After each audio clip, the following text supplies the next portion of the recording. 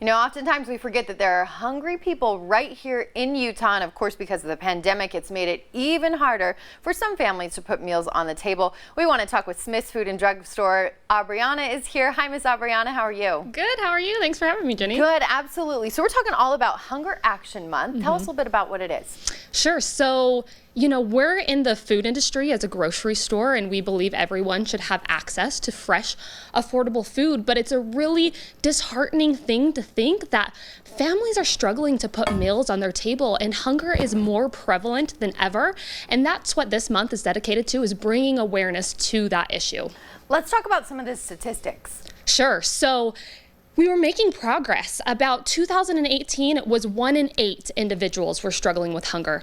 2019, it was 1 in 9. But then we had this pandemic happen, which was really unfortunate. It's hit a lot of industries, which means it's impacted a lot of families. We're seeing unemployment at an all-time high. And so what we've learned is about 4 in 10 people are now visiting the food bank. And then we talk about kids, it gets worse. 1 in 5 Utah children do not know where their next meal is coming from. Oh my gosh, and that's what's, I think, so hard to remember sometimes, is that there really are people that they just don't know where the next meal is going to come from. So what are you guys doing to help, and how can we help? Sure. So often there's this question, right? We have these brick and mortar stores full of food. We may not be able to sell all of that product. What do you do with it? Right. And what's really alarming is I just told you 1 in 5 children don't know where their next meal is coming from, but also 40% of food produced goes wasted. I believe it. Yeah, so it's not an issue of not having enough food. It's really a distribution problem. Okay. So we obviously need to sell fresh food, but sometimes let's talk about produce. An apple can get a blemish on it, so we mark it down.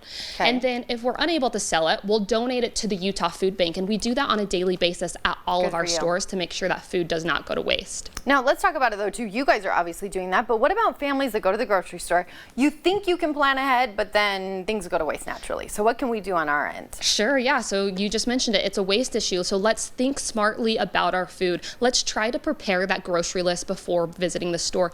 Buy what you need. And then when you're preparing your food, only cook for the amount that you're actually serving, so we don't waste that. Food that hits the landfill releases a methane gas, which is one of the worst gases for our environment. But also a really important thing to keep in mind when it comes to food waste is sell by dates. Sell by dates do not mean expiration. They're not even regulated. Those are just dates set by the vendors stating that they think that would be peak of quality. So use your senses, give it a little taste test, smell it. If it's still good, still eat it, or donate any excess food to a local pantry or the Utah Food Bank, of course. 100%. I know that I've been guilty of that. I'll look at the date and I'm like, oh, it's bad. But grandma and mom have always been like, no, smell it. It's probably just fine. Exactly. Exactly. So there's ways to do it. I also think, you know, we were talking in our first story today.